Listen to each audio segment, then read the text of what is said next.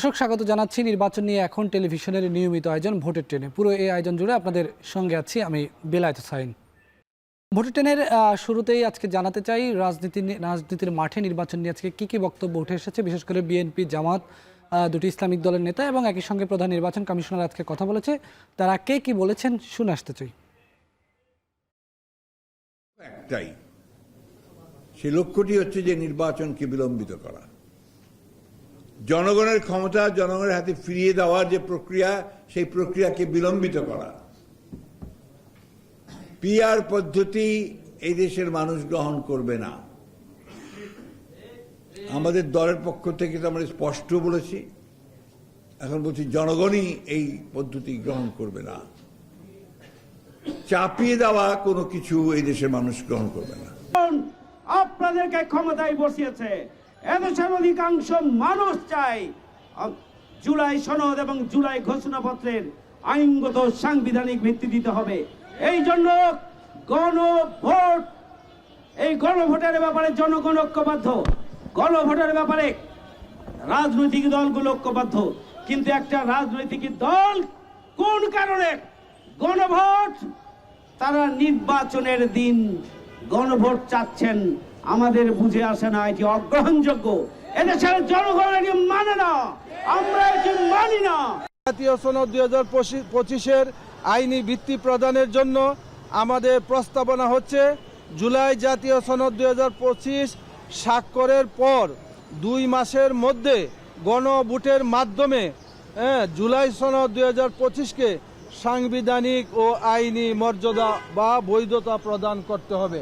আমরা ইসলামী আন্দোলন বাংলাদেশ তথা হযরত পীর সাহেব হুজুরের চরমুনার যে রাজনৈতিক সংগঠন, আমাদের পক্ষ থেকেও আমরা আজকে সারা বাংলাদেশে আমরা স্মারকলিপি দিচ্ছি।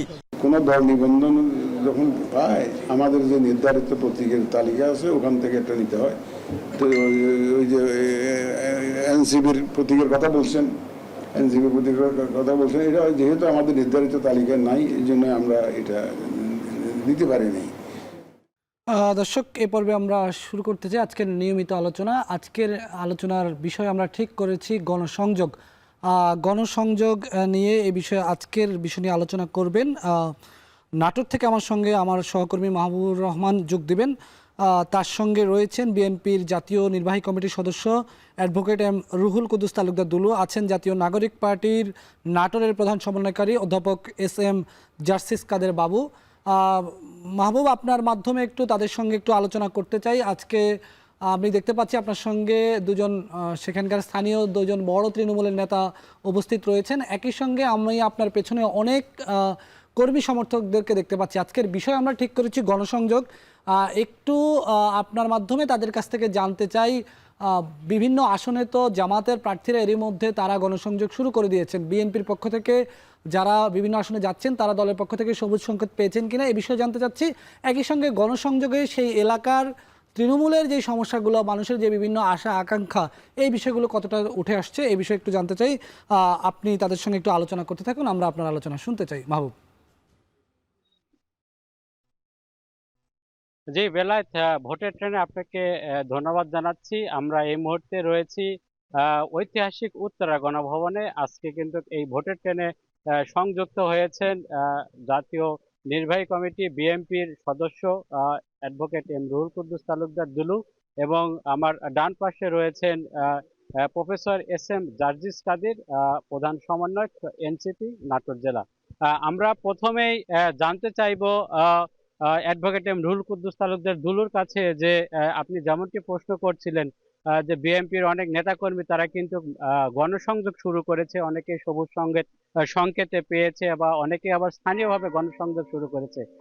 আপনার কাছে জানতে চাই যে আপনি গতকাল থেকে ইতিমধ্যে গণসংযোগ শুরু করেছেন, তো দীর্ঘদিন পরে এই নির্বাচনী মাঠে আপনি কেমন সাড়া পাচ্ছেন এবং স্থানীয় যে সমস্যাগুলো রয়েছে নেতাকর্মীরা আপনাকে সেইগুলো বলছে কিনা? ধন্যবাদ আপনাকে। আপনার মাধ্যমে আমি এখন টেলিভিশনের যারা দর্শক, আমার এই অনুষ্ঠান দেখার যারা সুযোগ হয়েছে, আমি আপনার মাধ্যমে আমার সকল দর্শকদেরকে কৃতজ্ঞতা এবং ধন্যবাদ জানাচ্ছি। আপনারা জানেন যে গত 16টা বছর এবং 111-এ আরো 2 বছর, প্রায় 18 বছর যাবত আমাদের, বিশেষ করে আমরা যারা বিএনপি করি, বিএনপি রাজনীতির সাথে যারা আমরা সম্পৃক্ত, আমাদের জীবনটা জেলে জেলেই গিয়েছে। আমি নিজেও এই দীর্ঘ 16-17 বছরে আমি নিজেও প্রায় 7-8 বছর জেলখানায় কাটিয়েছি। আমার 144টা মামলা ছিল, প্রায় 5টা মার্ডার কেস ছিল। অলমোস্ট মার্ডার কেসগুলো এমন পর্যায়ে এসছিল যে হাসিনা যদি আর 6 মাস থাকতো তাহলে আমার 2টা কেসের ফাঁসি হয়ে যেত। যাই হোক, সবই আল্লাহর ইচ্ছা। আমি কৃতজ্ঞতা জানাই আল্লাহকে এবং কৃতজ্ঞতা জানাই বৈষম্য বিরোধী ছাত্র আন্দোলন, যাদের রক্তের অর্জিত আমাদের এদেশের স্বাধীনতা, এদেশের গণতন্ত্র এবং যে ভোটের অধিকার, বাংলাদেশের স্বাধীনতা সার্বভৌমত্ব রক্ষার জন্য যারা রক্ত দিয়েছে, এই বৈষম্য বিরোধী ছাত্র সহ বাংলাদেশের রাজনীতিক নেতা, বিএনপি সহ হাজার হাজার নেতাকর্মীর আত্মত্যাগ, যাদের রক্তের বিনিময়ে আজকের এই অর্জন।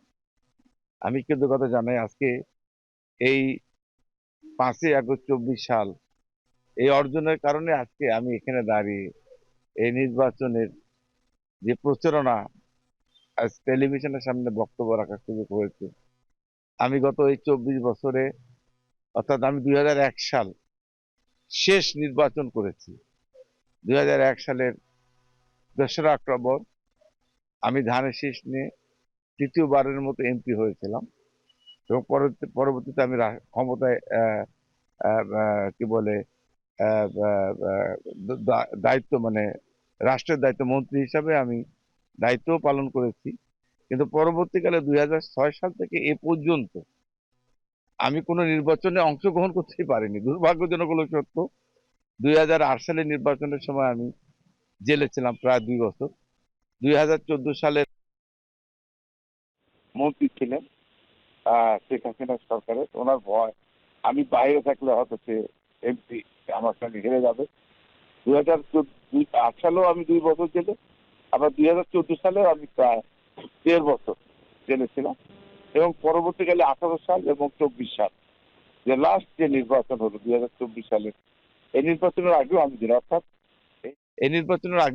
অর্থাৎ এই 4 টার্মই আমি জেলে ছিলাম। অর্থাৎ আমি নিজে আমাকে কখনোই নির্বাচনে অংশগ্রহণ করতে দেয়নি। নির্বাচনে অংশগ্রহণ করার আগেই গ্রেপ্তার করেছে। বারবার আমার স্ত্রী সাবিনা ইয়াসমিন ছবি, আমার ওয়াইফ, আমার অনুপস্থিতিতে সেই নির্বাচন করেছে। তা আমি মনে করি যে এই 15 বা 16 বছর যে আমরা ক্ষমতার বাহিরে ছিলাম, আমি কিন্তু মানুষের সাথে আমার সম্পৃক্ততা ছিলই। কারণ এই 15 বছর আমার কর্মী, আমার নেতা, যে আমার পাশে পিছনে সমস্ত নেতাকর্মীরা আছে। আমি যে এলাকা দাঁড়িয়ে, উত্তরা গণভবন, একসময় এই রাজারা এই দেশ, এই অঞ্চল শাসন করত। আপনারা জানেন রানী ভবানীর এই নাটক, এই যে যেখানে দাঁড়িয়ে আছি, এই জায়গা থেকে ওই অঞ্চল, পূর্ব অঞ্চল বা ভারতবর্ষ, এই অঞ্চলটাকে শাসন করেছে একসময় রানী ভবানী। নাটোরের নবাব সিরাজউদ্দৌলাকে 1757 সালে ইংরেজদের বিরুদ্ধে সৈন্য সে সময় সরবরাহ করেছিল। তো সেই নাটোরের মানুষের কাছে আমি এই 15-16 বছর আমার একটা যোগাযোগ ছিল। জেলে থাকি আর যেখানে থাকি আমাদের কর্মীরা উপর অত্যাচার নির্যাতন। বাংলাদেশের একমাত্র জেলা রাজশাহীতেও বিএনপির নেতা কর্মীরা কর্মসূচি করেছে, বগুড়া করেছে, আমার পাশে নওগাঁ করেছে, পাবনা করেছে, সিরাজগঞ্জ করেছে। শুধু একমাত্র জেলা নাটোর, যেখানে মনে হয় যে হাসিনা নিজেই সরাসরি নির্দেশ দিত যে রুহুল কুদ্দুস তালুকদার দুলুকে গুলি করে আক্রমণ করো, আর দুলুর লোকজন যারা আছে আমার তাদেরকে আক্রমণ করো। আমার এই দলের সমস্ত নেতা, আমার কয়েকজন নেতাকে গুলি করে হত্যা করেছে। আমার এই পিছনে যারা আছে এর মধ্যে অনেক নেতা আছে যারা। ভাই, আমরা আপনার কাছে আবার আসব। আমরা এই মুহূর্তে একটু জানতে চাইবো যে গণ অভ্যুত্থানকারী দল হিসেবে, নেতৃত্বদানকারী দল হিসেবে এই মুহূর্তে সংযুক্ত রয়েছেন এনসিপির নাটোর জেলা প্রধান সমন্বয়ক প্রফেসর জার্জিস কাদির বাবু। আপনার কাছে জানতে চাই, আপনারা যেহেতু নতুন দল হিসেবে আপনারা সাধারণ মানুষের কাছে কেমন সাড়া পাচ্ছেন, যেহেতু আপনি নির্বাচন করবেন, সেদিক থেকে সাধারণ মানুষ কেমন ভাবে গ্রহণ করছে আপনাদের? আসসালামু আলাইকুম, আপনাকে আমি ধন্যবাদ জানাচ্ছি। একই সাথে এখন টেলিভিশনের কর্তৃপক্ষ সহ কলাকুশলী যারা এখানে আছেন তাদেরকে ধন্যবাদ জানাই। যারা এখানে বিএনপি বা এনসিপির যারা নেতাকর্মী উপস্থিত আছেন সবাইকে শুভেচ্ছা জানাচ্ছি, এবং দেশ এবং দেশের বাইরে যারা এই অনুষ্ঠানটি দেখছেন সবাইকে আমি শুভেচ্ছা জানাই, এবং বিশেষভাবে আমি শ্রদ্ধা নিবেদন করছি আমাদের নাটোর জেলা বিএনপির শীর্ষ নেতা দুলু ভাইকে। তাকে আমি শ্রদ্ধা নিবেদন করছি এবং শুভেচ্ছা জ্ঞাপন করছি। পরে আমি আমার বক্তব্য আপনার প্রশ্নের উত্তরে আমি যাচ্ছি। আপনি জানেন যে জুলাই যে ছাত্রগণ অভ্যুত্থান, আহ, এই ছাত্রগণ অভ্যুত্থানে রক্তের উপরে ভেসে রাজপথ রাঙিয়ে আমরা 16 বছরের বন্দি যে স্বাধীনতা গণভবনে রুদ্ধ অবস্থায় ছিল, এটিকে আমরা মুক্ত করে বাংলাদেশের মানুষের হাতে আমরা ফিরিয়ে দিয়েছি। এবং এটা ফিরিয়ে দেওয়ার পরপরই আমরা চিন্তা করেছিলাম, আমরা একটি ইতিহাস আমরা খুব ভালো করে জানি যে 54 সালের যে রাষ্ট্রভাষা আন্দোলন, এই রাষ্ট্রভাষা আন্দোলনে যারা ভাষার জন্য শহীদ হয়েছিলেন তারা ছিলেন শিক্ষার্থী। এরপরে 54 সাল, 58 সাল, 62 সাল, 66 সাল এবং 69 যে পুনরায় গণঅভ্যুত্থান, এই গণঅভ্যুত্থানে আবারও জীবন দিল হলো আমাদের ছাত্র আসাদুজ্জামান আসাদ ঢাকায়, এবং রাজশাহী বিশ্ববিদ্যালয় ডক্টর শামসুজ্জোহা যিনি ছিলেন শিক্ষক। এর পরবর্তী পর্যায়ে 1971 সালে সার্চলাইট অপারেশনের মাধ্যমে যখন আক্রমণ করলো প্রথম পাকিস্তান হানাদার বাহিনী, সে আক্রমণটা প্রথম হয়েছিল ঢাকা বিশ্ববিদ্যালয় এবং ঢাকা বিশ্ববিদ্যালয় হলগুলোতে। এবং আমাদের তৎকালীন young teacher doctor Anwar Pasha তিনি একটি গ্রন্থ রচনা করেছিলেন। আমি সেই জায়গাটাই যাচ্ছি আমি, যে সেখানেও তিনি লিখেছিলেন ছাত্র হত্যা হয়েছিল সর্বাধিক বেশি। তারপরে 69-এ আমাদের এরশাদ বিরোধী আন্দোলনে গিয়ে সেখানেও গিয়ে আমরা দেখলাম রাউফুন বসুনিয়া, তাজুল ইসলাম, শাহজাহান সিরাজ, ডাক্তার মিলন এবং সবই ছাত্র। এই জায়গা থেকে আমরা এরকম ভেবেছি ছাত্র শিক্ষকের বারবার লাশের উপর দিয়ে দেশে রাজনৈতিক জঞ্জাল সৃষ্টি হবে, জঞ্জাল সৃষ্টি করবে রাজনীতিবিদেরা, কিন্তু সেই জঞ্জাল মুক্ত করবে ছাত্ররা রাজপথ রাঙিয়ে, বারবার বুকে রক্ত ঝরাবে তারা, এবং সেই ছাত্র সাধারণ পরিবারের সাধারণ মানুষের সন্তান তারা। একজন রাজনীতিবিদ কখনোই রাজপথের সংগ্রামে নিহত হয়নি। একজন রাজনীতিবিদের সন্তান, ভাস্তা, ভাগ্নি, ভাস্ত্রী, পরিবারের একজন সদস্য কোনো 52 রাষ্ট্রভাষা আন্দোলন থেকে 24-এর গণঅভ্যুত্থান পর্যন্ত একটি রেকর্ড নাই যে কোনো রাজনীতিবিদ কিংবা তার সন্তান রাজপথে নিহত হয়েছে। শুধু সাধারণ পরিবারের তারা, এরা রাজনীতির সঙ্গে জড়িত হতে পারে, নাও পারে, কিন্তু সাধারণ পরিবারের শিক্ষার্থী প্রজন্ম। তাই প্রথমবারের মতো আমরা এই রাজনৈতিক দলটি জন্ম দেওয়ার পরই আমাদের স্টার্টই ছিল যে স্টেট মেশিনারিকে রিফর্ম করা। আমরা আগে রাষ্ট্রযন্ত্র এবং এর মেকানিজম, এখানে both administration, civil and police, at the same time judiciary, constitution, এবং যে জায়গাগুলো বারবার স্বৈরাচারের জন্ম দিতে পারে, যে জায়গাগুলো বারবার ক্ষমতা প্রলম্বিত করতে সহায়তা প্রদান করে, যে জায়গাগুলো স্বৈরাচারকে স্বৈরাচার বানায়, আমাদের যে both police and civil administration এবং জুডিশিয়ারি। আপনি জানেন যে judiciary was totally under control the government যখন আমাদের এই দানবীয় সরকার যখন ছিল। এগুলোকে টেনে বের করার চেষ্টা করছি আমরা। এটা করতে গিয়ে, এই রিফরমেশন করতে গিয়ে আমাদের যে সংস্কার কমিশন বৈঠক যে একের পর এক হচ্ছে, এবং আমরা বিএনপিকে সাধুবাদ জানাই যে তারা প্রথমের দিকে অনেকগুলো নোট অফ ডিসেন্ট দিলেও তারা আস্তে আস্তে প্রায় সিংহভাগ জায়গায় তারা একমত পোষণ করেছেন। এই জন্য রাজপথে আমাদের জনসংযোগে নামতে আমরা একটু সময় নিয়েছি। It does not mean that যে আমরা রেডি নাই। আমরা যদি 12 তারিখে বা যে কোনো তারিখে ফেব্রুয়ারি জাতীয় সংসদ নির্বাচন হয়, এনসিপি একদম প্রস্তুত, আমরা প্রস্তুত আছি। শুধু রিফরমেশনের প্রধান কাজগুলো সম্পন্ন হলে, যে কাজের মধ্য দিয়ে আমরা বুঝবো যে নাগরিক অধিকার, জন অধিকার নিশ্চিত হয়েছে, বাংলাদেশের রাজপথ আর ছাত্রদের রক্তে কখনো রঞ্জিত হবে না। এই ধন্যবাদ, ধন্যবাদ। আমি একটু দুলু ভাইয়ের কাছে আবার জানতে চাই, যেটি শেষ হচ্ছে, যে দুলু ভাই সবুজ সংকেত পেয়েছেন কিনা, বা যদি নাও পেয়ে থাকেন, আপনি ভোটের মাঠে ছিলেন, এখনো আছেন, সেদিকে কেমন? আসলে আসলে আমি তো সবুজ আর লাল সংকেতের কিছু বুঝি না। আমি মনে করি এর আগে এমপি ছিলাম 3 বার। আমার আগে কখনো বিএনপির কোনো এমপিও ছিল না। প্রথম এমপি নাটোরের, প্রথম আমি এবং শেষও আমি। তো আগামী দিনেও আমি বিশ্বাস করি। তবে হ্যাঁ, আমাদের পার্টির চেয়ারম্যান সাহেব আমাকে নির্দেশ দিয়েছে আগামী নির্বাচন উপলক্ষে কাজ করা। এটাকে কোন সংকেত আমি জানি না, আমাকে নির্দেশ দিয়েছে, এবং সেই আলোকে আমরা তো কাজ গত 15 বছর যাবত নির্বাচনের মাঠে আছি, কাজ করে যাচ্ছি, এবং আপনারা নিশ্চয়ই অবগত আছেন। এবং এই 5ই আগস্টের পর আমরা স্বাধীন হয়েছি। ধন্যবাদ এম রুহুল কুদ্দুস তালুকদার দুলুকে। বেলায়েত, নির্বাচনের দিন যতই ঘনিয়ে আসছে ততই কিন্তু এইভাবে নির্বাচনের যে প্রচারণা সেটি কিন্তু জমে উঠছে, এবং নির্বাচনে যত দিন আসবে ততই কিন্তু নেতাকর্মীদের মধ্যে যে উদ্দীপনা সেটি কিন্তু বাড়বে। বেলায়েত, এই ছিল নাটোর থেকে আমার কাছে যারা অতিথি ছিলেন তাদের যে অভিব্যক্তি সেটি। অনেক ধন্যবাদ মাহবুব। আমরা জানছিলাম আপনার মাধ্যমে সেখানকার দুজন নেতার ভাষ্য দ্বারা তাদের ভাবনাগুলো জানাচ্ছিলেন। দর্শক, ভোটের ট্রেনের এ পর্যায়ে নিচ্ছি ছোট্ট একটা বিরতির পর ফিরে এসে আমরা যুক্ত হব ফরিদপুরে ভোটের তৃণমূলের গণসংযোগ নিয়ে। RICL TMX, যুগের পর যুগ স্থাপনা থাকে মজবুত। VRM প্রযুক্তির RICL TMX রড। দর্শক, স্বাগত আরেকবার। দেখছেন ভোটের ট্রেন, সঙ্গে যুক্ত আছি আমি বেলায়েত হোসেন। দর্শক, ভোটের ট্রেনের এই পর্যায়ে আমরা গণসংযোগ নিয়ে আরও আলোচনা করব। গণসংযোগ নিয়ে আমরা যুক্ত হচ্ছি আমাদের ফরিদপুরে যাচ্ছি। ফরিদপুর থেকে আমাদের সহকর্মী যুক্ত হবেন। তার সঙ্গে রয়েছেন জামাতের জেলা নায়েবে আমির মোহাম্মদ ইমতিয়াজ উদ্দিন আহমেদ, রয়েছেন ফরিদপুর জেলা বিএনপির যুগ্ম আহ্বায়ক সৈয়দ জুলফিকার হোসেন জুয়েল। আপনার মাধ্যমে শিপন, আপনার মাধ্যমে জানতে চাই যে আপনার সঙ্গে যে দুজন নেতা আছেন, এই দুজনের মাধ্যমে একটু জানতে চাই যে ভোটের যে গণসংযোগ নিয়ে আমরা আজকে আলোচনা করছি, এই গণসংযোগের কি অবস্থা ফরিদপুরে? তারা আসলে তৃণমূলে যাচ্ছেন কিনা, তাদের গণসংযোগ শুরু হয়েছে কিনা, যারা কাজ করছেন তারা দলের পক্ষ থেকে, জামাতের পক্ষ থেকে তো এরই মধ্যে প্রার্থী ঘোষণা করা হয়ে গেছে, বিএনপির যারা কাজ করছেন তারা দলের সবুজ সংকেত পেয়েছেন কিনা বা কারা আলোচনায় আছেন, সেক্ষেত্রে গণসংযোগ করার ক্ষেত্রে তাদের তৃণমূলের যেই কথাগুলো, তৃণমূলের মানুষের যে সমস্যা, সেই সমস্যাগুলো কতটা উঠে আসছে, শিপন আপনার মাধ্যমে জানতে চাই।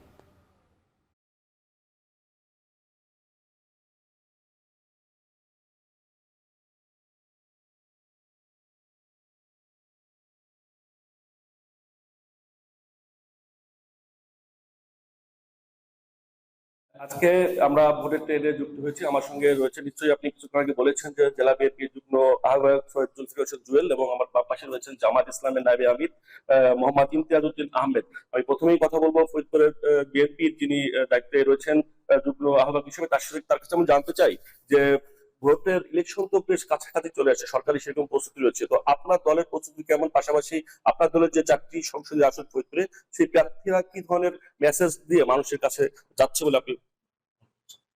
এখন টেলিভিশনের আজকের এই ভোটের ট্রেন অনুষ্ঠানে ফরিদপুরের জেলা প্রতিনিধি শিপন সাহেবের মাধ্যমে এখন টেলিভিশনের সকল কর্মকর্তা, কর্মচারী এবং দর্শকদের ফরিদপুর জেলা বিএনপির পক্ষ থেকে অভিনন্দন এবং শুভেচ্ছা। আপনারা সকলেই অবগত, দেশবাসী অবগত, বিগত 17টি বছর ফ্যাসিবাদের অত্যাচারে বাংলাদেশের নির্বাচন যে জিনিসটি, সেটি বিচ্ছিন্ন হয়ে গিয়েছিল। আল্লাহর অশেষ রহমতে গত 5ই আগস্ট 2024 ছাত্র জনতার বিপ্লবের মধ্য দিয়ে স্বৈরাচার প্রধান শেখ হাসিনা পালিয়ে যাওয়ার পরে ফ্যাসিবাদের যে পতন হয়েছে, তারপরের থেকেই বাংলাদেশের মানুষ গভীরভাবে কাঙ্ক্ষিত একটি ভোট, সে ভোটটি দিতে পারবে বিধায় তারা এখন উৎসব মুখর পরিবেশে রয়েছে। বাংলার জেলা পর্যায়ে ঢাকা থেকে শুরু করে জেলা, উপজেলা, ইউনিয়ন পর্যন্ত ভোট কবে, তফসিল কবে, এই উৎসব একটা আমেজ বাংলাদেশে চলছে। বিএনপি একটি বড় সংগঠন। বিএনপি বিগত আন্দোলনেও যেভাবে কর্মসূচি নিয়ে মাঠে ছিল, ভোটের অধিকার ফিরিয়ে আনার জন্য মানুষের দুয়ারে দুয়ারে আমরা পৌঁছাতে পেরেছিলাম। 5ই আগস্টের পরে আনুষ্ঠানিকতা নির্বাচনের যে প্রস্তুতি, সেই প্রস্তুতি আমাদের ভারপ্রাপ্ত চেয়ারম্যান সাহেব জনাব তারেক রহমান সাহেব ইতিমধ্যেই আমাদেরকে দিক নির্দেশনা দিয়েছেন। কে প্রার্থী হবেন সেটা বড় বিষয় না, বিষয় জাতীয় সংসদ নির্বাচনে বিএনপি পার্টিসিপেশন করবে। ধানের শীষের পক্ষে বিজয়ের জন্য যে তিনি 31 দফা বাস্তবায়নের জন্য যে 3 বছর আগে একটি 31 দফা দিয়েছেন, সেই 31 দফা নিয়ে আমরা মানুষের ঘরে ঘরে পৌঁছানোর চেষ্টা করছি। হাটে ঘাটে সভা সমাবেশের মধ্য দিয়ে মানুষকে বোঝানোর চেষ্টা করছি 31 দফা কি। বাংলাদেশের বিচার বিভাগ ধ্বংস করে দিয়েছিল। 31 দফার সেই একটি দফা বাংলাদেশের বিচার বিভাগকে পুনরায় আবার স্বাধীনভাবে বিচার কার্যক্রম যেন চলতে পারে সে ব্যবস্থা করা। বাংলাদেশের শিক্ষিত যুবক, অসংখ্য যুবক বেকার, শুধুমাত্র ফ্যাসিবাদের সাথে তারা সম্পৃক্ত হয় নাই, এ কারণেই তারা তাদের কর্মসংস্থান পর্যন্ত হয় নাই। সেই কর্মসংস্থানগুলি কিভাবে হবে? আমাদের সেই 31 দফার ভিতরে পরিষ্কার করে উল্লেখ করে রয়েছে। নারীর ক্ষমতায়ন কিভাবে হবে, আমাদের সেই 31 দফার ভিতরে পরিষ্কার করে রাখা হয়েছে। আমরা এখন অধীর আগ্রহে আমাদের সেই কাঙ্ক্ষিত ভোট, জাতীয় সংসদ কবে হবে। ফ্যাসিবাদের দোসররা পালিয়ে গিয়েছে ঠিক, কিন্তু তারা এই ভোটকে বাধাগ্রস্ত করবার জন্য পাশের দেশ ইন্ডিয়ায় বসে প্রধানমন্ত্রী, সাবেক প্রধানমন্ত্রী, পলাতক প্রধানমন্ত্রী হাসিনা বিভিন্ন রকমের ষড়যন্ত্র করছে। সে কারণে আমরা সজাগ দৃষ্টি রাখছি। ভোটের পাশাপাশি আমরা রাজপথকে সজাগ দৃষ্টি রেখে আমরা চেষ্টা করছি বাংলাদেশের কাঙ্ক্ষিত যে ভোট, সেই ভোটটি যেন আমরা সুস্থ এবং শান্তিপূর্ণভাবে করতে পারি। ধন্যবাদ আপনাকে। এবার আমরা কথা বলতে চাই যিনি জামাত ইসলামী ফরিদপুর জেলার নায়েবে আমির হিসেবে রয়েছেন। আমরা আপনার সাথে কিন্তু জানতে চাই, আমরা জানি যে জামাত ইসলাম ইতিমধ্যে তাদের ফরিদপুরের 4টি সংসদীয় আসনে যে 4টি প্রার্থী তারা কিন্তু ডিক্লেয়ার দিয়েছেন, এবং আমরা যতটুকু জানি যে তারা কিন্তু বিভিন্ন জায়গায় যাচ্ছে। তো তাদের কর্মকাণ্ড এবং তারা কি মেসেজ নিয়ে যাচ্ছে সাধারণ মানুষের ভোটের কাছে, আপনারা মানে কিভাবে সেই ভোটটা চাচ্ছে, কিভাবে গণসংযোগ করছে সেটা জানতে চাই। বিসমিল্লাহির রহমানির রহিম। ধন্যবাদ এখন টিভির সাংবাদিক শেখ মফিজুর রহমান চিপন ভাইকে আমাকে আজকে এই টিভি লাইভ অনুষ্ঠানে অংশগ্রহণ করার জন্য। দেশবাসীকেও ধন্যবাদ, ফরিদপুরবাসীকেও ধন্যবাদ। আমরা আসলে বাংলাদেশ জামাত ইসলামী আমাদের এই 4 সিটে আমরা অনেক আগেই আমাদের ক্যান্ডিডেট যারা আছে, আমাদের নমিনি ঠিক করা হয়েছে, তারা মাঠে ময়দানে চষে বেড়াচ্ছে।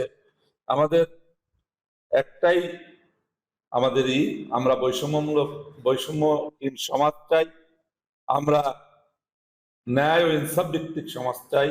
আমরা এদেশে আর কোনো বৈষম্য দেখতে চাই না, আমরা এদেশে আর কোনো ট্যাগের রাজনীতি দেখতে চাই না। আমরা সকলে মিলে, আমি যে আদর্শে আমরা রাজনীতি করি না কেন, আমরা সকলে মিলে এই দেশটা করতে চাই। বিগত ফ্যাসিস্ট সরকার এদেশের সমস্ত প্রতিষ্ঠানগুলোকে ধ্বংস করে দিয়েছে, বিচার ব্যবস্থা ধ্বংস করছে, আমাদের প্রশাসনিক ব্যবস্থা ধ্বংস করা হয়েছে, আমাদের আইন শৃঙ্খলা ধ্বংস করে ফেলা হয়েছিল, সারা দেশে একদলীয় বাকশাল কায়েম করা হয়েছিল। একটা দলকেই তারা, আওয়ামী লীগ ছাড়া আর কোনো দলকেই ময়দানে তারা ঠিক করে। এই অবস্থায় এই সমাজকে করতে হলে আসলে দেশপ্রেমিক সকলকে নিয়ে আমরা এই দেশকে আমরা করতে চাই। আগামী নির্বাচন, জাতীয় সংসদ নির্বাচন ফেব্রুয়ারি মাসে হবে। এখনো নির্বাচন কমিশনের পক্ষ থেকে তফসিল ঘোষণা করা হয় নাই। আমরা দাঁড়ে দাঁড়ে মানুষের কাছে এই জাতীয় নির্বাচনে আমরা কম্পিট করছি। সকল মানুষেরই উৎসাহ, উদ্দীপনা, আনন্দ যা তারা দীর্ঘদিন ভোটে তারা অংশগ্রহণ করতে পারে নাই। বিশেষ করে যারা তরুণ সমাজ, 18 থেকে 40 বছর, যাদের এখন বয়স 35 বছর 40 বছর বয়স, তারা কেউ ভোট দিতে পারে নাই। এই শ্রেণীর যুবক ভাইয়েরা, তরুণ ভাইয়েরা আজকে ভোট দেওয়ার জন্য উন্মুখ হয়ে আছে। আমরা সেই ভোটের ধন্যবাদ আপনাকে। আপনারা নিশ্চয়ই জানছিলেন যে জামাত ইসলাম এবং তাদের যে প্রার্থী রয়েছে, পাশাপাশি বিএনপির জেলা 4টি সংসদীয় আসনে যে তাদের একাধিক প্রার্থী রয়েছে, সবাই কিন্তু এখন ভোটের জন্য মানুষের দাঁড়ে দাঁড়িয়ে যাচ্ছে। তো এই ছিল আজকের ফরিদপুরের ভোটের ট্রেনের সর্বশেষ খবর। ধন্যবাদ শিপন, আমাদেরকে জানাচ্ছিলেন ফরিদপুরের যারা জেলা জামাত এবং জেলা বিএনপির একজন নেতার যে বক্তব্য, তাদের ভাবনাগুলো আমাদেরকে জানাচ্ছিলেন। গণসংযোগ তারা কিভাবে করছে সেটি জানাচ্ছিলেন। এরপর যে আমরা যুক্ত হতে চাই সৈয়দপুরে রয়েছেন আমাদের সহকর্মী মোকাররম হোসেন। মোকাররমের সঙ্গে উপস্থিত রয়েছেন সৈয়দপুর সাংগঠনিক জেলা বিএনপির সাধারণ সম্পাদক শাহিন আক্তার, রয়েছেন সৈয়দপুর উপজেলা জামাত ইসলামের অফিস সম্পাদক রিজওয়ানুল হাসান। মোকাররম, আপনার মাধ্যমে দুজন নেতার সঙ্গে একটু কথা বলতে চাই। তৃণমূলের নেতা তারা গণসংযোগ সরাসরি করছেন বা তাদের যারা প্রার্থী তারা করছেন, তারা সেই জায়গায় আঞ্জাম দিচ্ছেন। সেক্ষেত্রে এই গণসংযোগগুলোতে আমরা যেটি আজকে বরাবরই আজকের আলোচনা আমরা গুরুত্ব দিচ্ছি, সেটি হচ্ছে যে তৃণমূলের নানা ধরনের সমস্যা রয়েছে, বিভিন্ন এলাকায় নানা ধরনের প্রতিশ্রুতি দিচ্ছেন ভোটারদের কাছে সম্ভাব্য প্রার্থীরা। সেই বিষয়ে কোন কোন সমস্যাগুলো সৈয়দপুর থেকে উঠে আসছে বা সেখানকার বিভিন্ন দলের সাংগঠনিক কাঠামোতে গণসংযোগ কিভাবে গুরুত্ব পাচ্ছে, এটি একটু আপনার মাধ্যমে জানতে চাই মোকাররম। ধন্যবাদ বেলায়েত। আমার সাথে দুজন অতিথি রয়েছেন, আপনি তাদের পরিচয় দিয়েছেন, আমি সরাসরি আলোচনায় চলে যাচ্ছি। শুরুতেই আমার ডানে যিনি রয়েছেন সৈয়দপুর সাংগঠনিক জেলা বিএনপি সাধারণ সম্পাদক শাহিন আক্তার, আপনার কাছে জানতে চাই যে এই যে ভোটের মাঠে আপনাদের একটা সরব উপস্থিতি আমরা দেখতে পাচ্ছি, আপনাদের 31 দফার প্রচারণা নিয়ে আপনারা যাচ্ছেন, এছাড়াও জনগণকে আকৃষ্ট করার ক্ষেত্রে আর কি কি প্রতিশ্রুতিকে আপনারা প্রাধান্য দিচ্ছেন? বিসমিল্লাহির রহমানির রহিম। এখন টিভির মাধ্যমে আজকে উপস্থিত আমার জামাত ইসলাম সৈয়দপুর উপজেলার সাধারণ সম্পাদক মাজারুল ভাই এবং এখন টিভির মাধ্যমে দর্শকদেরকে সালাম জানাচ্ছি, আসসালামু আলাইকুম। আজকে নির্বাচনমুখী সমস্ত জাতি, আর আপনারা জানেন বিএনপি একটি বহুদলীয় গণতন্ত্রে বিশ্বাস করে, একটি নির্বাচনমুখী দল।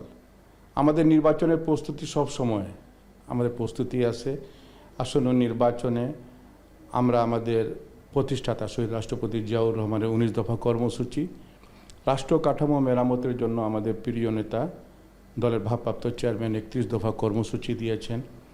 এটা নিয়ে আমরা মাঠে আসি এবং স্থানীয় যে সমস্যাগুলি আছে, যেটা আমাদের নীলফামারী 4, সৈয়দপুর এবং জনগণের, সৈয়দপুর এবং কিশোরগঞ্জের জনগণ বিগত 17 বছর উন্নয়ন থেকে বঞ্চিত। আমাদের স্থানীয় যে সমস্যাগুলো আছে এটা নিয়ে আমরা জনগণের কাছে যাচ্ছি, জনগণের দোরগোড়ায় যাচ্ছি এবং ব্যাপক সাড়া আমরা পাচ্ছি এবং আমরা আশা করি ইনশাআল্লাহ সুষ্ঠু, অবাধ ও সুষ্ঠু নির্বাচন যদি হয়, বাংলাদেশ জাতীয়তাবাদী দলের নির্বাচনে ইনশাআল্লাহ আমরা জয়ী হব। আপনার কাছে আবারও আসবো। বাংলাদেশ জামায়াতে ইসলামের সৈয়দপুর উপজেলার সেক্রেটারি আমাদের সাথে আছেন মাজহারুল ইসলাম। আপনার কাছে জানতে চাই, আপনারা তো 1.5 দশকেরও বেশি সময় ধরে রাজনীতির মাঠে কোণঠাসা ছিলেন। 5 আগস্ট পরবর্তী সময়ে এই যে ভোটের মাঠে গণসংযোগের জন্য আপনারা বেরিয়েছেন, মাঠের পরিস্থিতি আসলে কেমন? জনগণ কি আপনাদেরকে সাদরে গ্রহণ করছে? গ্রহণ করাটা কি আপনাদের কাছে প্রত্যাশিত নাকি প্রত্যাশার চেয়েও বেশি? আসসালামু আলাইকুম। বাংলাদেশ জাতীয়তাবাদী দল বিএনপি সাধারণ সম্পাদক শাহিন আলম ভাই এবং এখন টিভির মাধ্যমে বাংলাদেশ জামাত ইসলামের পক্ষ থেকে দর্শককে সালাম এবং শুভেচ্ছা। আমরা 17 বছর যে ফ্যাসিস্ট সরকারের আমলে কোণঠাসা ছিলাম, আমাদের কার্যক্রম কখনোই বন্ধ ছিল না, এখনও নাই। তো 5 আগস্ট পরবর্তী যে সময়, এই সময় বাংলাদেশ জামাত ইসলামী তার পূর্ণ উদ্যম নিয়ে মাঠে প্রতিটি জনগণের কাছে আমরা যাইতে পেরেছি এবং তাদেরকে জনগণকে আমরা বুঝাতে পেরেছি এবং জনগণের যে স্বপ্ন, 54 বছরের স্বপ্ন আমরাই বাস্তবায়ন করতে পারবো এবং এই স্বপ্ন তাদের আমরা বাস্তবে পরিণত করতে পারবো, এটা আমরা জনগণকে বুঝাতে পেরেছি এবং জনগণ স্বতঃস্ফূর্তভাবে আমাদের গ্রহণ করেছে। আর আমাদের সবচেয়ে যেটা এই বেশি আশার আলো জুগিয়েছে সেটা হলো তরুণ ভোটার এবং নন মুসলিম ভোটার। এরা স্বতঃস্ফূর্তভাবে আমরা বলার আগেই তারা খুব আগ্রহ ভরে আমাদেরকে তারা সমর্থন করবে। আর মাঠ আমাদের পক্ষেই বলে মনে করি, যেহেতু বিএনপি বা অন্যান্য দল এখনও মাঠে নামে নাই, কিন্তু জামাত ইসলামী বেশ আগে থেকেই প্রার্থী নির্বাচন এবং মাঠে নামা সম্পূর্ণরূপে আমরা মাঠকে কবজায় রেখেছি বলে আমার ধারণা। আপনার কাছে আবার আসবো। আপনারা বলছেন যে আপনারা সবসময় ভোটের জন্য প্রস্তুত, আপনারা সবসময় নির্বাচনমুখী, কিন্তু ওনারা বলছেন যে আপনারা মাঠে নাই এবং আপনি বললেন যে আপনারা পুরোপুরি মাঠে আছেন। আসলে মাঠের পরিস্থিতিটা আসলে কি? মাঠ আসলে কার দখলে? মাঠ দখলের কথা, জনগণ যেদিকে মাঠ সেদিকে আর কি। বিএনপি সারা বাংলাদেশের মধ্যে একটি জনপ্রিয় দল। আমাদের প্রিয় নেতা শহীদ রাষ্ট্রপতি জিয়াউর রহমান বাংলাদেশে বহুদলীয় গণতন্ত্র প্রতিষ্ঠিত করেছেন। আমাদের নেত্রী দেশনেত্রী বেগম খালেদা জিয়া দেশে সংসদীয় গণতন্ত্র প্রবর্তন করেছেন এবং বিগত দিনের নির্বাচনে যখনই অবাধ ও সুষ্ঠু নির্বাচন হয়েছে তখন সারা বাংলাদেশের জনগণ বিএনপির পক্ষে ধানের শীষের পক্ষে রায় দিয়েছে। আমরা আশাবাদী সারা বাংলাদেশের জাতীয়তাবাদী জনগণ, ধর্মীয় মূল্যবোধের জনগণ যখনই অবাধ ও সুষ্ঠু নির্বাচন বা ভোট দেওয়ার সুযোগ দেবে, ইনশাআল্লাহ সেটা ধানের শীষের পক্ষে যাবে, বিএনপির পক্ষে যাবে। আমরা দেখছি কেন্দ্রীয় নেতা থেকে শুরু করে তৃণমূল পর্যন্ত এক ধরনের বাক্য বিনিময় হচ্ছে, কথার লড়াই চলছে রাজনীতির মাঠে, বিশেষ করে বিএনপি এবং জামাতের মধ্যে। এটি মাঠে গণসংযোগে কোনো প্রভাব ফেলছে কিনা? না, এটা গণসংযোগে কোনো প্রভাব ফেলে নাই। নির্বাচন যখন আসবে তখন উভয় পক্ষে কথা হবে। যেহেতু আমাদের জাতীয়তাবাদী দল বিএনপি আমাদের পুরানা বন্ধু এবং দীর্ঘদিনের বন্ধু এবং একটা সময় আমরা আইক্যা গ্রামের মতো আটকে ছিলাম, কিন্তু এখন এই পরিস্থিতিতে যেহেতু আমাদের আলাদা হতেই হবে, সেই হিসেবে আমরা নির্বাচন করতেছি। লেভেল প্লেইং গ্রাউন্ড বলতে যা বুঝায়, আমাদের দুই দলের মধ্যে কোনো রকমের সমস্যা তৈরি হবে না, সুষ্ঠু ভোট হবে এবং ভোটে কোনো রকম সহিংসতা হবে না। যেহেতু এবার আমরা বন্ধুপ্রতিম দল সহই আমরা বেশিরভাগ জায়গায় আমরাই কন্টেস্ট করব। আপনাদের দুজনকেই ভোটের ট্রেনে যুক্ত হওয়ার জন্য অশেষ ধন্যবাদ জানাচ্ছি। বিলায়েত শুনছিলেন সৈয়দপুর থেকে দুজন রাজনৈতিক নেতৃত্ব যারা সরাসরি ভোটের মাঠে রয়েছেন, তারা গণসংযোগ করছেন। উভয়ই আশাবাদী যে আগামী নির্বাচনে জনগণ তাদেরকে ভোট দিবে, প্রতিশ্রুতি নিয়ে যাচ্ছেন। তবে রাজনীতির মাঠের উত্তপ্ত বাক্য বিনিময় রাজনীতির তৃণমূলে কোনো প্রভাব ফেলছে না বলে দুজনেই আসলে আমাদের কাছে দাবি করেছেন। এই ছিল সৈয়দপুর থেকে ভোটের ট্রেনে আমাদের সংযোজন। ফিরছি স্টুডিওতে আপনার কাছে। বিলায়েত। অনেক ধন্যবাদ মোকাররম, আমাদেরকে জানাচ্ছিলেন সৈয়দপুর জেলা বিএনপির সাংগঠনিক জেলা বিএনপির সাধারণ সম্পাদক এবং সৈয়দপুর উপজেলা জামাতের অফিস সম্পাদকের সেখানকার তৃণমূলের ভাবনা, গণসংযোগ নিয়ে তারা কে কী করছেন সেটি আমাদেরকে জানাচ্ছিলেন। দর্শক, এই পর্যায়ে ভোটে টেনে নিচ্ছে আরেকটি বিরতির পর ফিরে এসে আমরা যুক্ত হব ময়মনসিংহে, জানাবো সেখানকার গণসংযোগের খবর। স্বাগত আরেকবার, দেখছেন ভোটে ট্রেন, সঙ্গে যুক্ত আছে আমি বেলায়েত হোসাইন। দর্শক, এই পর্বে আমরা যুক্ত হব ময়মনসিংহের গণসংযোগের খবর জানবো আমাদের সহকর্মী হারুনুর রশিদের কাছ থেকে। হারুনুর রশিদ, আপনার সঙ্গে আছেন বিএনপির ময়মনসিংহ মহানগরের জ্যেষ্ঠ যুগ্ম আহ্বায়ক আবু ওহাব আকন্দ ওয়াহিদ, আছেন জেলা জামাতের নায়েবে আমির অধ্যক্ষ কামরুল হাসান মিলন। আপনার মাধ্যমে তাদের দুজনের কথা শুনতে চাই। তৃণমূলে দুই দলের এখন গণসংযোগের কি অবস্থা, যেটি আমরা শুরু থেকে আলোচনা করছি, যে দলের সবুজ সংকেত কারা পেয়েছেন সেই আলোচনাটাই আমরা শুনতে চাই। পাশাপাশি তৃণমূলে নানা ধরনের প্রতিশ্রুতি নিয়ে যাচ্ছেন, কি কি প্রতিশ্রুতি স্থান পাচ্ছে তাদের গণসংযোগে? হারুন। ধন্যবাদ বেলায়েত। ভোটের ট্রেনে আজকে আমি ময়মনসিংহ থেকে যুক্ত হয়েছি হারুনুর রশিদ। আমার সাথে বাংলাদেশ জাতীয়তাবাদী দল এবং বাংলাদেশ জামাত ইসলামীর দুইজন নেতা আমাদের সাথে যুক্ত হয়েছেন। তাদের সাথে আমি কথা বলবো আজকে গণসংযোগ নিয়ে। বিশেষ করে নির্বাচন আসলেই যে প্রথম এবং প্রধান যে কাজটি হয় প্রার্থীদের, সেটি হচ্ছে গণসংযোগ। এটি আমরা দেখতে পাচ্ছি যে ইতিমধ্যেই অনেক দলের প্রার্থী নিশ্চিত করা হয়েছে এবং অনেক দলের প্রার্থীরা সবুজ সংকেতের অপেক্ষায় আছেন, কিন্তু যারা নির্বাচন করতে চান তারা কিন্তু ইতিমধ্যেই তাদের যে গণসংযোগের কার্যক্রম সেটি শুরু করেছেন। আমি প্রথমে এ বিষয়ে কথা বলতে আমি যেতে চাই যে আমার বাঁ পাশে রয়েছেন বাংলাদেশ জাতীয়তাবাদী দলের কেন্দ্রীয় সহ সাংগঠনিক সম্পাদক এবং ময়মনসিংহ মহানগরের জ্যেষ্ঠ যুগ্ম আহ্বায়ক এবং 2018 সালে যিনি দলের মনোনয়ন পেয়ে নির্বাচনে অংশগ্রহণ করেছিলেন আবু ওহাব আকন্দ ওয়াহিদ। আমি আপনার কাছে একটু জানতে চাই যে আসলে আপনারা তো গণসংযোগ শুরু করেছেন ইতিমধ্যেই, যারা নির্বাচন করতে আগ্রহী বিভিন্ন আসনে, বিশেষ করে ময়মনসিংহের, তো আপনারা তো যাচ্ছেন, আসলে জনসংযোগে আপনারা কতটুকু সাড়া পাচ্ছেন বা মানুষ আসলে তাদের কথাগুলো আপনাদের সেভাবে বলতে পারছে কিনা? ধন্যবাদ। বিএনপি গণমুখী দল, নির্বাচনমুখী দল। আমরা বিগত ফ্যাসিস্ট সরকারের সময় থেকেই আমাদের দলকে গুছিয়ে নিয়েছি আন্দোলন সংগ্রামের মাঝেও, যাতে করে এই আন্দোলনের পরে আমরা নির্বাচনে যাব সেটা ভেবেই আমরা সারা বাংলাদেশে জনাব তারেক রহমানের নেতৃত্বে আমরা সাংগঠনিক কাজগুলো করে ফেলেছি এবং সেটা সাংগঠনিক কাজ শক্তিশালীর কারণেই আমরা মনে করি যে আমরা নির্বাচনের জন্য সম্পূর্ণভাবে প্রস্তুত। আমাদের প্রত্যেকটি আসনে ব্যাপক প্রতিদ্বন্দ্বিতা আছে। আমরা জনাব তারেক রহমানের যে 31 দফা প্রণয়ন করেছেন, এখানে 33 দফাতে জাতির, দেশের স্বাধীনতা, গণতন্ত্র সমস্ত কিছু উল্লেখ আছে। আমরা সেটা গণমানুষের কাছে পৌঁছে দেওয়ার জন্য ডোর টু ডোর যাওয়ার চেষ্টা করছি এবং আমরা যারাই প্রতিদ্বন্দ্বিতা করার জন্য আছি আমরা সকলেই সেই কাজটি করছি। ধন্যবাদ। আমি একটু যেতে চাই, আমার ডান পাশে আছেন জামাত নেতা, জেলা জামাতের নায়েবে আমির কামরুল হাসান মিলন। আমি আপনার কাছে একটু জানতে চাই যে আমরা যতটুকু জানি যে জামাত ইসলামী ইতিমধ্যেই তাদের যে প্রার্থী তাদেরকে নির্বাচিত ঘোষণা করেছে প্রার্থিতা, এবং আপনিও একটি আসন থেকে নির্বাচিত করবেন। তো আপনাদের যেহেতু প্রার্থিতা ঘোষণা করা হয়েছে, আপনারা তো পুরোদমে আপনাদের গণসংযোগ চালিয়ে যেতে পারছেন। জি জি, ধন্যবাদ। আমরা গণসংযোগে আজকেও গণসংযোগে ছিলাম, আজকে ফুলবাড়ি থেকে আসলাম। আমাদের প্রার্থীরা সবাই গণসংযোগে ব্যস্ত। একটা বিষয় উঠে আসছে যে দীর্ঘ 17 বছর মানুষ ভোট দিতে পারে নাই এবং বঞ্চিত, যে কারণে এই ভোট বঞ্চিত মানুষগুলো ভোটের জন্য মুখিয়ে আছে। এটা চায়ের আড্ডায় বলেন, যে কোনো আড্ডায় এখন আলোচনা একটাই যে কবে ভোট হবে, আমরা ভোট দেব একসাথে। আগের মতো আর এই ফেসিবাদী কায়দায় রাতের ভোট আর হবে না। এটা মানুষের একটা বড় উচ্ছ্বাস লক্ষ্য করা যাচ্ছে ভোটের ক্ষেত্রে। এবং আমরা লক্ষ্য করছি যে সাধারণ মানুষ এটাও মানে শঙ্কিত, মাঝে মাঝে শঙ্কাও প্রকাশ করেন যে আবার কি কোনো ফেসিবাদী লোকজন যেভাবে মাঝে মাঝে উকি দেয়, সেই ক্ষেত্রে আবার কি ভোটের চেঞ্জ হয় কিনা, আবার পরিবর্তন হয় কিনা, অথবা প্রশাসন তো আগের প্রশাসনই আছে। এই শঙ্কাও মানুষের মধ্যে কাজ করে যে এই প্রশাসন দিয়ে কি আসলে সেই স্বচ্ছ সঠিক লেভেল প্লেইং ফিল্ড সেটা আমরা আসলে পাবো কিনা, সেই শঙ্কাটা কিন্তু মানুষের মধ্যে কাজ করে।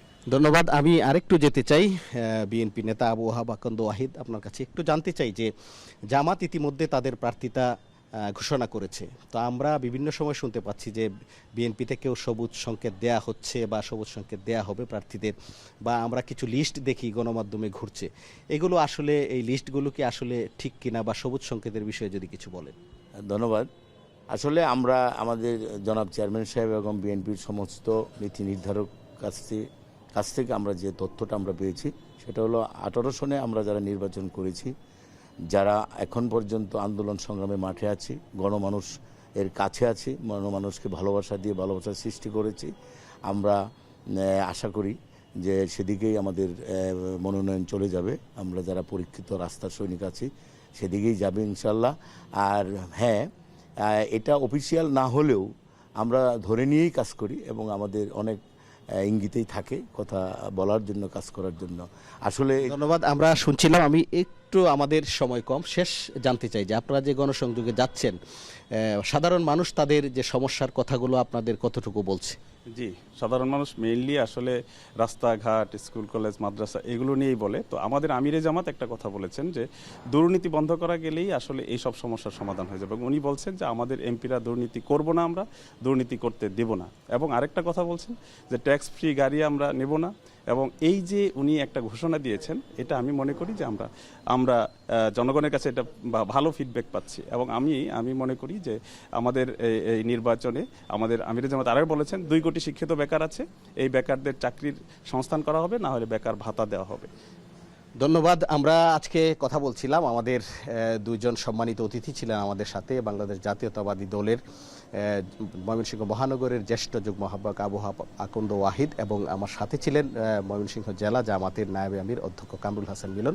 তারা যেটি বলেছেন যে তারা যে গণসংযোগ শুরু করেছেন, তারা মানুষের সাড়া পাচ্ছেন, মানুষের অভাব অভিযোগের কথা তারা শুনছেন, এবং তারা যে পরিকল্পনায় কাজ করতে চান সেই বিষয়গুলো কিন্তু তারা তুলে ধরছেন। এবং দলীয় যে বিষয়গুলো রয়েছে, যেমন বিএনপির 31 দফা রয়েছে এবং জামাতের যে নির্বাচন কেন্দ্রিক যে ঘোষণা রয়েছে, সেই কথাগুলো, দলীয় কথাগুলো কিন্তু সাধারণ মানুষের কাছে তারা পৌঁছে দিচ্ছেন। তো তারা আশা করছেন যে নির্বাচনের সময় যতই ঘনিয়ে আসবে, ততই কিন্তু এই যে গণসংযোগের যে কার্যক্রম সেটি আরও বেড়ে যাবে। বিশেষ করে জামাতের প্রার্থিতা নিশ্চিত হয়েছে এবং জাতীয়তাবাদী দল বিএনপির প্রার্থীগুলো যখন নিশ্চিত হয়ে যাবে, তখন সেই নির্বাচনের গণসংযোগ প্রচারণা আরও কিন্তু গতি পাবে। তো এই ছিল আমার কাছে সর্বশেষ। ধন্যবাদ হারুন। আমরা জানছিলাম ময়মনসিংহের দুজন নেতার বক্তব্য, শুনছিলাম তাদের ভাবনাগুলো। দর্শক, এই ছিল আজকের ভোটে ট্রেনের আয়োজন। সাথে থাকার জন্য ধন্যবাদ।